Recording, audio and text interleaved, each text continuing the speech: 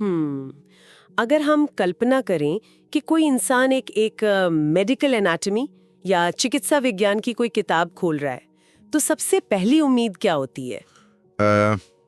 यही कि पहले पन्ने पर साफ साफ लिखा होगा कि भाई अगर कोई हड्डी टूट जाए तो उसे कैसे जोड़ना है। बिल्कुल, या फिर किसी संक्रमण का इलाज कौन सी दवा से करना है। हाँ, सब कुछ एकदम सीधा और तथ्य आधारित। हाँ, तो मतलब दो टूक बात होती है ना, लेकिन क्या हो अगर वो किताब हड्डी जोड़ने की बजाय इसके कि वो कोई सर्जरी सिखाए, वो अचानक से करुणा, सही आचरण और हमारी आत्मा को ब्रह्मांड के साथ संरेखित करने के तरीके बताने लगे। ये तो किसी भी आम मेडिकल छात्र को बिल्कुल पागलपन लगेगा, मतलब विषय से भटकी हुई बात लगेगी। हाँ, एकदम। मुझे भी कुछ ऐसा ही लगा था, लेकिन आपको जान के हैरानी होगी कि हजारों साल पहले एक सच्चा चिकित्सक बनने के लिए यही सबसे पहली और सबसे जरूरी शर्त हुआ करती थी। और ये विरोधाभास सच में हैरान करने वाला है। देखिए, आज की दुनिया में हम विज्ञान और अध्यात्म को ना दो बिल्कुल अलग अलग खानों में बांट कर देखते हैं। सही कहा। हम चाहते हैं कि जो मेडिकल साइंस है वो एक मशीन के मैनुअल की तरह काम करे, जहां बीमारी बस एक खराबी है और दवा उस खराबी को दूर करने का एक भौतिक औजार, एक टूल है बस। बिल्कुल। लेकिन प्राचीन भारतीय चिकित्सा पद्धति इस बाइनरी या कह लें ब्लैक एंड व्हाइट नजरिए से बहुत बहुत आगे की बात करती है। और आज के इस गहन अध्ययन में हम इसी अद्भुत और कुछ हद तक रहस्यमयी दुनिया की तह तक जाने वाले हैं। हाँ, और स्रोत भी हमारे पास बहुत दिलचस्प हैं आज। बहुत ही दिलचस्प है। हमारे पास वैद्य शिवम गंगवार, जिन्हें लोग व्योम वैद्य के नाम से भी जानते हैं, उनके समर बूट कैंप 2026 के पहले सत्र के नोट्स हैं और कुछ बेहद शानदार प्रस्तुतियां भी हैं, जो कि काफी गहराई में जाती हैं। सच कहूं तो इन नोट्स को जब मैं पढ़ रही थी ना, तो मेडिकल पढ़ाई को लेकर मेरी जो पूरी समझ थी वो एकदम पलट कर रह गई। अच्छा। हाँ, हमारा आज का मिशन ही यही समझना है कि आयुर्वेद की संहिताओं को डिकोड करने के लिए केवल एक अच्छा छात्र होना ही काफी क्यों नहीं है। बिल्कुल, क्योंकि एक छात्र तो बस परीक्षा पास करता है। वही तो, परीक्षा तो कोई भी रट के पास कर लेगा, लेकिन जो ब्रह्मांडीय ज्ञान है, जिसे हम कॉस्मिक नॉलेज कहते हैं, उसके दरवाजे खोलने के लिए एक साधक की मानसिकता क्यों जरूरी है, ये आज हम समझेंगे। और इस पूरे विषय में सबसे महत्वपूर्ण बात यह है कि ज्ञान के इस विशाल सागर में हमें सिर्फ इस पर नहीं रुकना है कि क्या लिखा है। असली समझ तो तब आती है जब हम ये खोजते हैं कि वो क्यों और कैसे काम करता है। संहिताओं का असली उद्देश्य सिर्फ जड़ी बूटियों की लिस्ट पकड़ाना नहीं है। हाँ, वो तो कोई डिक्शनरी भी कर सकती है। एकदम सही। उसका उद्देश्य है उस जानकारी को ग्रहण करने वाले के नजरिए और उसकी पूरी चेतना को रूपांतरित कर देना। तो चलिए इस बूट कैंप के नोट्स के पहले हिस्से से शुरू करते, जो हमें ना एक साधारण मेडिकल किताब की जो सीमाएं होती हैं उनके पार ले जाता है। स्लाइड 1 की बात कर रही हैं आप? हाँ, यहाँ जो बात मुझे सबसे ज्यादा चौंकाती है वो ये है कि आधुनिक मेडिकल किताबों की तुलना में, मतलब आज की किताबों में ऐसा कहा होता है, लेकिन संहिताओं में आचार्य रसायन का पूरा एक बहुत विस्तृत अध्याय होता है। आचार्य रसायन मतलब आचार्य रसायन का सीधा सा अर्थ है कि आपका व्यवहार कैसा होना चाहिए, समाज में आपका आचरण कैसा होना चाहिए। सही कहा। अब कोई ये सोचेगा ना कि एक डॉक्टर को ये क्यों सिखाया जा रहा है कि उसे हमेशा सत्य बोलना चाहिए या उसे क्रोध नहीं करना चाहिए। ये सवाल उठना लाजमी है। इन नोट्स के अनुसार चिकित्सा का अंतिम लक्ष्य सिर्फ शरीर के किसी एक अंग को, मान लीजिए लिवर या किडनी को ठीक करना नहीं है। बिल्कुल नहीं। बल्कि उसका लक्ष्य है धर्म, अर्थ, काम और मोक्ष, यानी जो जीवन के 4 पुरुषार्थ हैं उन्हें प्राप्त करने में मदद करना। और इसे समझने के लिए ना हमें बीमारी को देखने का अपना नजरिया पूरी तरह बदलना होगा। कैसे, थोड़ा समझाइए इसे। देखिए, जब कोई इंसान भयानक दर्द में होता है या किसी बहुत गंभीर बीमारी से जूझ रहा होता है, तो उसका पूरा ब्रह्मांड, उसकी पूरी चेतना बस उस दर्द तक सिमट कर रह जाती है। हाँ, तब उसे कुछ और नहीं सूझता। बिल्कुल, वो अपने जीवन के किसी भी बड़े उद्देश्य के बारे में सोच ही नहीं सकता। न वो समाज के लिए अपना कर्तव्य निभा सकता है, जिसे हम धर्म कहते हैं, न वो आजीविका कमा सकता है यानी अर्थ, न जीवन के सुखों का आनंद ले सकता है यानी काम, और आत्मज्ञान या मोक्ष की बात तो बहुत दूर की कौड़ी हो जाती है उस स्थिति में। ये तो है, दर्द में इंसान बस दर्द के बारे में सोचता है। सही कहा। शरीर वो वाहन है जिससे इन 4 मंजिलों तक पहुंचना है, इसलिए संहिताओं के अनुसार अगर देखें तो चिकित्सा सिर्फ एक शारीरिक मरम्मत नहीं है। अच्छा। ये इंसान को वापस उसके जीवन के उच्चतम उद्देश्यों की ओर मोड़ने का एक पवित्र कार्य है। एक मिनट, अगर इसे इस तरह से देखा जाए ना, तो हम एक बहुत ही दिलचस्प एनालॉजी या तुलना कर सकते हैं। हाँ, बताइए, क्या तुलना आ रही है दिमाग में? क्या हम कह सकते हैं कि आधुनिक चिकित्सा व्यवस्था का जो एक साधारण डॉक्टर होता है वो एक मैकेनिक की तरह है? मैकेनिक। हाँ, मतलब मैकेनिक का काम क्या होता है? गाड़ी के खराब पुर्जों को बदलना और उसे वापस सड़क पर दौड़ने लायक बना देना। बिल्कुल। अब गाड़ी कहाँ जा रही है, ड्राइवर की मंजिल क्या है, या उस ड्राइवर का इरादा क्या है, इससे उस मैकेनिक को कोई मतलब नहीं होता। हाँ, वो तो बस इंजन ठीक करेगा और बिल थमा देगा। एकदम। लेकिन जो एक वैद्य होता है वो उस मशीन को चलाने वाले के पूरे सफर, उसकी मंजिल और उसकी चेतना का मार्गदर्शन करता है। ये तुलना एकदम सटीक है। मैकेनिक केवल गाड़ी के हार्डवेयर पर काम करता है। नोट्स में एक फ्लो चार्ट भी दिया गया है जो इसी अंतर को बहुत तार्किक ढंग से समझाता है। हाँ, वो स्लाइड 2 वाला फ्लो चार्ट ना, डॉक्टर बनाम वैद्य। हाँ, वही। उसमें डॉक्टर और वैद्य के काम करने के तरीके को बिल्कुल अलग अलग दिखाया गया है। डॉक्टर का जो रास्ता है वो सीधा चिकित्सा पर जाकर खत्म हो जाता है। मतलब ट्रीटमेंट हुआ और बात खत्म। हाँ, जैसे उदाहरण के लिए मरीज को बुखार था, डॉक्टर ने एंटीबायोटिक या पैरासिटामोल दी, बुखार उतर गया। इसे उस फ्लोचार्ट में टास्क कंप्लीशन या एक काम का पूरा होना कहा गया है। फाइल बंद। और वैद्य के मामले में ये फाइल बंद नहीं होती है। बिल्कुल नहीं होती। वैद्य के फ्लोचार्ट में चिकित्सा कोई अंतिम पड़ाव नहीं है। तो फिर क्या है? वो तो केवल एक प्रवेश द्वार है।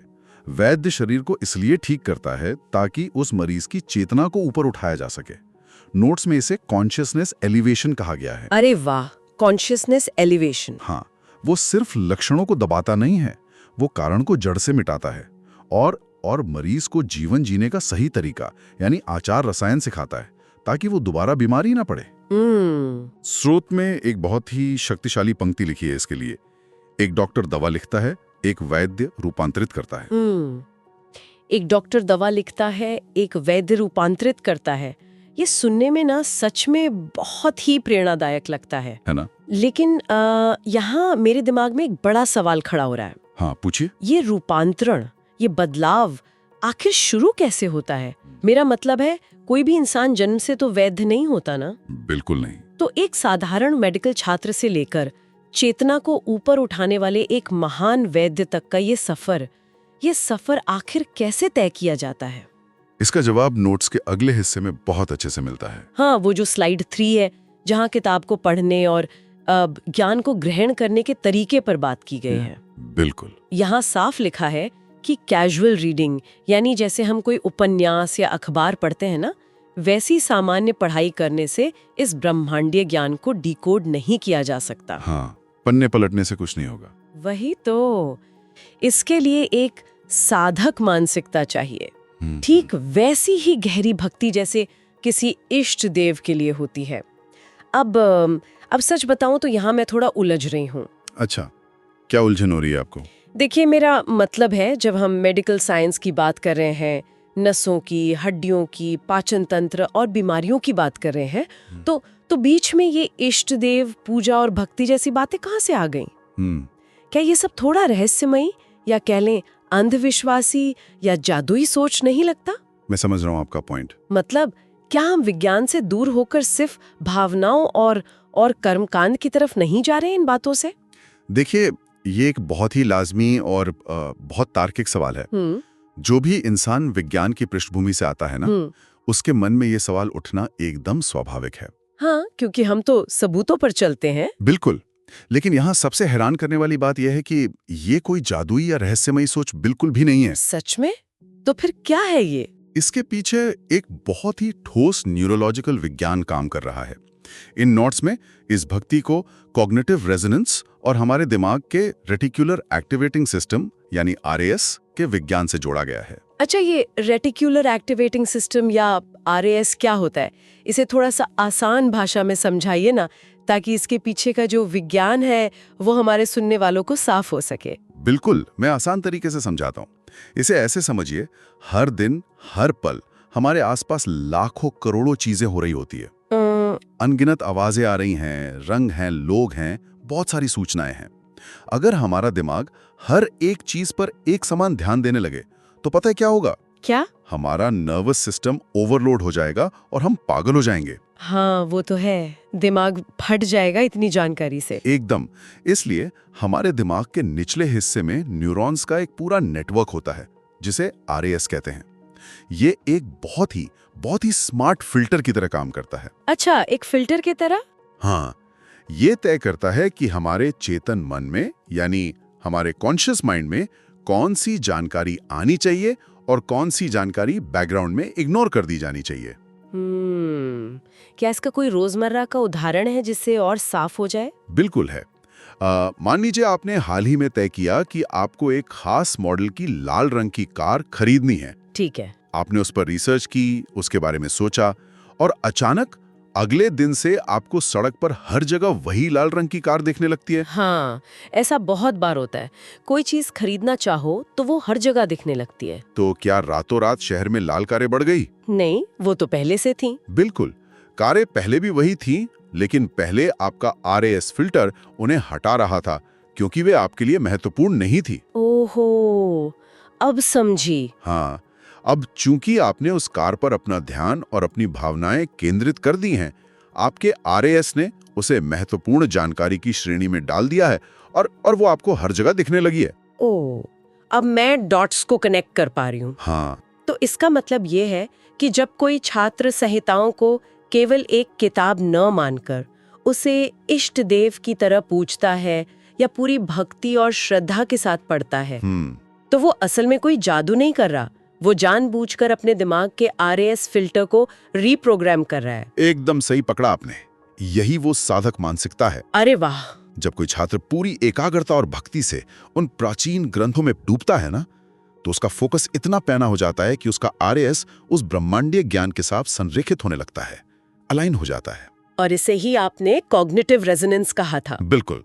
जब दिमाग इस स्तर पर ट्यून हो जाता है तो इंसान भौतिक वास्तविकता में बिल्कुल सही मरीजों को, सही गुरुओं को और समकालिक अनुभवों को अपनी ओर आकर्षित करने लगता है। समकालिक अनुभव मतलब सिंक्रोनिसिटीज। हाँ, सिंक्रोनिसिटीज। अचानक से क्लिनिक में ऐसे मरीज सामने आने लगेंगे जिनकी बीमारी के लक्षण बिल्कुल उसी श्लोक का साक्षात उदाहरण होंगे जो साधक ने सुबह ही पढ़ा था। सच में, ये तो रोंगटे खड़े कर देने वाली बात है। और ये ब्रह्मांड का कोई चमत्कार नहीं है, बल्कि ये उस साधक के दिमाग की बढ़ी हुई ग्रहणशीलता या रिसेप्टिविटी का परिणाम है। ये तो सच में मतलब दिमाग की खिड़कियां खोल देने वाला विचार है कि आप जिस नियत और जिस फोकस से पढ़ाई करते हैं वो असल में आपकी भौतिक वास्तविकता में आपके अनुभवों को बदल सकता है। बिल्कुल बदल सकता है। लेकिन मान लीजिए कि किसी का RAS पूरी तरह से अलाइन हो गया है, उसका दिमाग एकदम फोकस्ड है, फिर भी जब हम इन नोट्स में आगे बढ़ते हैं ना, स्लाइड 4 की तरफ, तो एक बहुत ही व्यावहारिक चुनौती सामने आती है। हाँ, वो भाषा वाली चुनौती।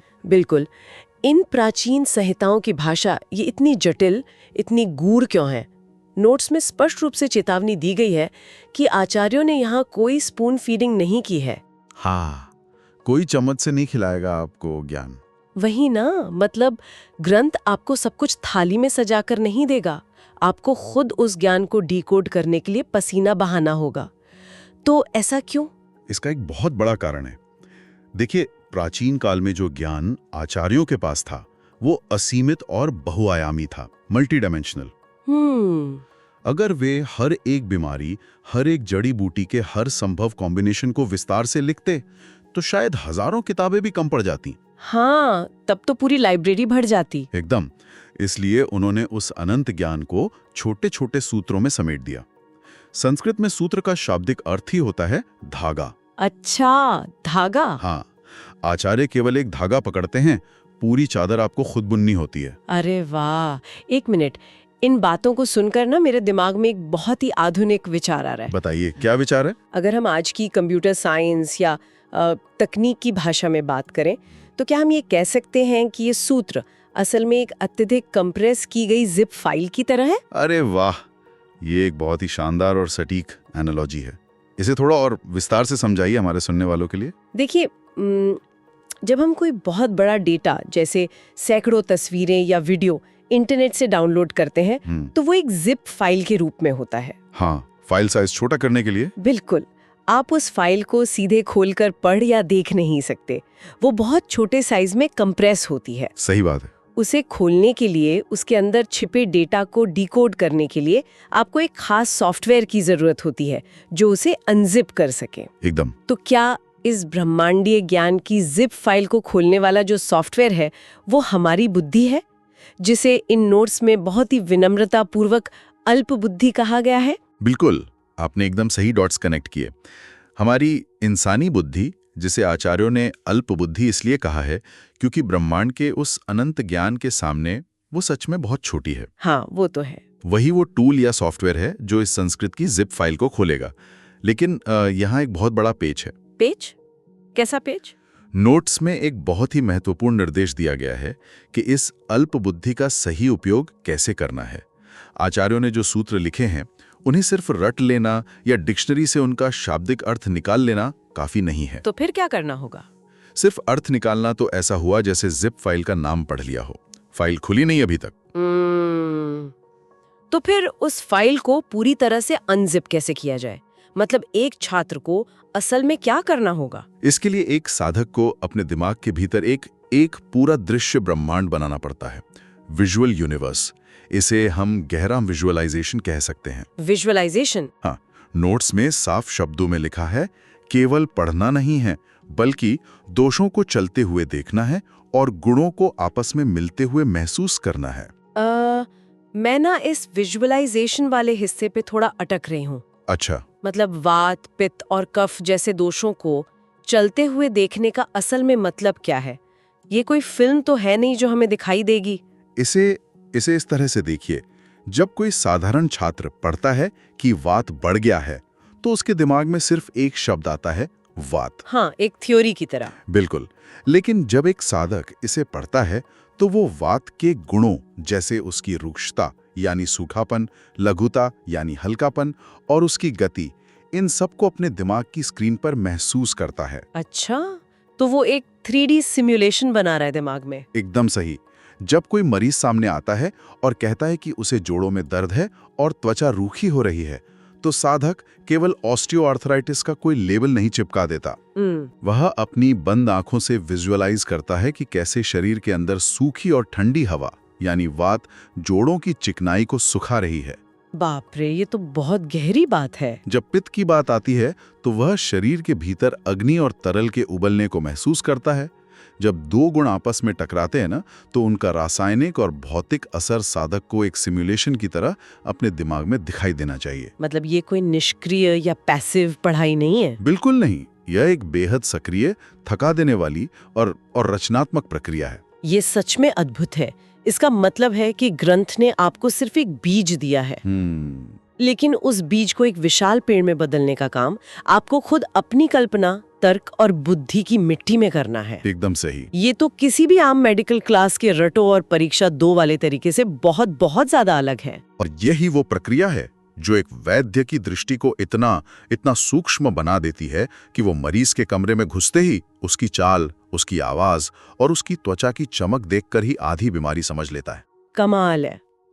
अच्छा, अब हम इन नोट्स के अंतिम और शायद सबसे गहरे हिस्से की ओर बढ़ते हैं, जो स्लाइड 5 में है। हाँ, चलिए। हमारी बुद्धि ने जिप फाइल को खोल दिया।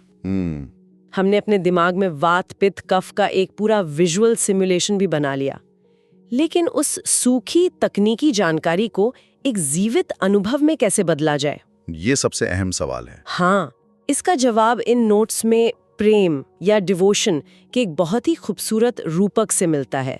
और सच कहूं तो पूरे बूट कैंप का ये हिस्सा मुझे सबसे ज्यादा छू गया। ये हिस्सा सच में इस पूरे दर्शन की आत्मा है। आप किस खास रूपक या उदाहरण की बात कर रही हैं? इसमें ना क्रश या किसी बहुत प्रिय व्यक्ति के मैसेज का एक बहुत ही प्यारा और आज के समय का एकदम सटीक उदाहरण दिया गया है। अच्छा, वो मैसेज वाला उदाहरण? हाँ, सोचिए जब आपको बैंक का कोई मैसेज आता है कि आपके खाते से पैसे कट गए, तो आप उसे बस एक बार पढ़ते हैं, सूचना लेते हैं और भूल जाते हैं। बिल्कुल, उसमें कोई भावना तो होती नहीं। लेकिन मान लीजिए किसी को अपने क्रश का या किसी ऐसे इंसान का मैसेज आता है जिससे वो बहुत प्यार करता है, वो इंसान उस एक छोटे से मैसेज को दसियों बार पढ़ता है। हाँ, ये तो है, लोग बार बार पढ़ते हैं। हर बार जब वो उसे पढ़ता है तो मैसेज के शब्द नहीं बदलते, व्याकरण वही रहता है, लेकिन पढ़ने वाला हर बार उन शब्दों के पीछे छिपी गर्माहट, उस भावना, उस झिझक या उस प्यार को महसूस करने की कोशिश करता है। वो शब्दों के बीच की खामोशी को पढ़ने लगता है। एकदम सही, शब्दों के बीच की खामोशी। नोट्स कहते हैं कि ठीक यही प्रेम और यही गहराई संहिताओं को पढ़ने के लिए चाहिए। अगर हम इसे बड़े नजरिए से देखें ना, तो ये ज्ञान को पूरी तरह से आत्मसात करने का अंतिम चरण है। एक छात्र और एक साधक के बीच का सबसे बड़ा फर्क यही प्रेम है। इन नोट्स में एक बहुत ही शानदार साधक का समीकरण पेश किया गया है, जो इस पूरी चर्चा का निचोड़ है। वो समीकरण क्या है, थोड़ा विस्तार से बताइए। ध्यान से सुनिएगा। एकाग्र बुद्धि यानी हमारी अल्प बुद्धि, जिसे हमने जिप फाइल खोलने के लिए इस्तेमाल किया। ठीक है। उसमें जोड़ना है प्लस वैज्ञानिक संरेखण यानी हमारा RAS इकोसिस्टम, जो अब ब्रह्मांड के साथ जुड़ गया है। अल्प बुद्धि प्लस RAS। हाँ, और इन दोनों के जोड़ को गुणा करना है यानी मल्टीप्लाई करना है गहरी भक्ति या प्रेम के साथ। अरे वाह! जब ये पूरा समीकरण हल होता है ना, तब जाके ब्रह्मांडीय डिकोडिंग होती है। इसी अंतिम परिणाम को द वैदिक ट्रांसफॉर्मेशन कहा गया है। द वैदिक ट्रांसफॉर्मेशन। तो इसका साफ मतलब ये हुआ कि किसी श्लोक का सिर्फ संस्कृत से हिंदी या अंग्रेजी में अनुवाद जान लेना बिल्कुल भी काफी नहीं है। बिल्कुल नहीं। अनुवाद जानना तो सिर्फ डिक्शनरी या गूगल ट्रांसलेट का काम है। हाँ, वो तो कोई AI भी कर देगा आज के जमाने में। एकदम सही। एक साधारण छात्र अनुवाद याद कर सकता है, परीक्षा में 100 में से 100 नंबर भी ला सकता है, लेकिन एक साधक उस श्लोक का अर्थ पूरी तरह जानने के बाद भी उसे बार बार पढ़ता है। क्यों? जब अर्थ पता चल गया तो बार बार क्यों पढ़ना? ताकि वो उस आचार्य की भावना को, उनके इंटेंट को महसूस कर सके। वो ये महसूस कर सके कि हजारों साल पहले जब आचार्य चरक या आचार्य सुश्रुत ने वो खास श्लोक लिखा होगा, तो उनके भीतर इंसानियत के लिए कितनी करुणा होगी, उनके दिल की धड़कन कैसी होगी, उनका इरादा क्या रहा होगा। ये बात तो बहुत गहराई वाली है। जब आप उस नियत से जुड़ जाते हैं ना, तब आप सिर्फ एक पुरानी किताब के पन्ने नहीं पलट रहे होते, आप समय यात्रा करके सीधे उस आचार्य के साथ संवाद कर रहे होते हैं। सच में ये रोंगटे खड़े कर देने वाला विचार है। और इन प्रस्तुतियों के बिल्कुल अंत में एक चित्र भी दिया गया है जो इसी बदलाव को बहुत शक्तिशाली तरीके से दर्शाता है। हाँ, वो आखिरी स्लाइड। उस चित्र के साथ लिखा है कि अब पोर्टल खुल गया है और अब यहाँ कोई छात्र नहीं है, केवल एक साधक है। ये उस जादुई पल का वर्णन है जब ज्ञान सिर्फ दिमाग की हार्ड ड्राइव में सेव नहीं होता, बल्कि हमारी आत्मा में, हमारे DNA में उतर जाता है। एक बूट कैंप की शुरुआत के लिए इससे बेहतर, इससे गहरा विचार और क्या हो सकता है। ये सच में एक नई शुरुआत है, एक ऐसा सफर जो सिर्फ एक डिग्री लेने या एक क्लिनिक खोलने के लिए नहीं है। तो फिर किसके लिए है? ये एक बेहतर, अधिक संवेदनशील इंसान बनने की प्रक्रिया है। एक ऐसा इंसान जो सिर्फ बीमारियों का मैकेनिक नहीं है, बल्कि समाज में चेतना का विस्तार करने वाला एक सच्चा वैद्य है। तो इस पूरी चर्चा को अगर हम समेटें तो इस सबका आखिर मतलब क्या है? आज के इस गहन अध्ययन का सार यही है कि ज्ञान केवल तभी मूल्यवान और परिवर्तनकारी होता है जब हम उसे एक साधक की तरह जीते हैं। बिल्कुल सही। जब तक हम चीजों को सिर्फ परीक्षा पास करने वाले एक छात्र की नजर से देखेंगे, चाहे वो मेडिकल की पढ़ाई हो, इंजीनियरिंग हो या कला हो, तब तक हम सिर्फ सतह पर तैरते रहेंगे, गहराई तक नहीं पहुंच पाएंगे। एकदम। ज्ञान के उस विशाल समुद्र की गहराई में जाने के लिए, उन असली मोतियों को खोजने के लिए हमें अपनी अल्प बुद्धि, अपने RAS के वैज्ञानिक फोकस और अपने प्रेम, इन तीनों को एक साथ एक ही बिंदु पर लाना होगा। और सबसे बड़ी बात यह है कि ये दर्शन सिर्फ आयुर्वेद की संहिताओं पर लागू नहीं होता। अच्छा? ये हमारे जीवन के हर उस पहलू पर लागू होता है जिसे हम सच में गहराई से समझना चाहते हैं और जिसमें हम उत्कृष्टता हासिल करना चाहते हैं। बिल्कुल। और इसी विचार के साथ मैं हम सभी के लिए, जो भी इसे सुन रहे, उनके लिए एक सवाल छोड़ना चाहूंगी। हाँ, बताइए। आज हमने देखा कि यदि प्रेम, वैज्ञानिक एकाग्रता और भक्ति के साथ पढ़ने से एक हजारों साल पुराना चिकित्सा ग्रंथ एक जीवित ब्रह्मांड मार्गदर्शक में बदल सकता है, भूल खा रहे ऐसी कौन सी सामान्य किताबें हैं जो बस हमारे भीतर के उस साधक के जागने का इंतजार कर रही हैं? क्या बात है। शायद वे भी अपने असली रहस्य, अपना जादू और अपनी पूरी क्षमता हमारे सामने खोलने के लिए बेताब हैं। बस उन्हें हमारे उस प्रेम और उस गहरे फोकस की दरकार है। ये एक बहुत ही खूबसूरत और सच में हमें अपने अंदर झांकने पर मजबूर कर देने वाला विचार है। इसी विचार के साथ आज के इस गहन अध्ययन को हम यहीं विराम देते हैं। ज्ञान के इस अद्भुत सफर में जुड़ने के लिए बहुत बहुत धन्यवाद। अगली बार एक नए विषय और कुछ नई गहराइयों के साथ फिर मिलेंगे।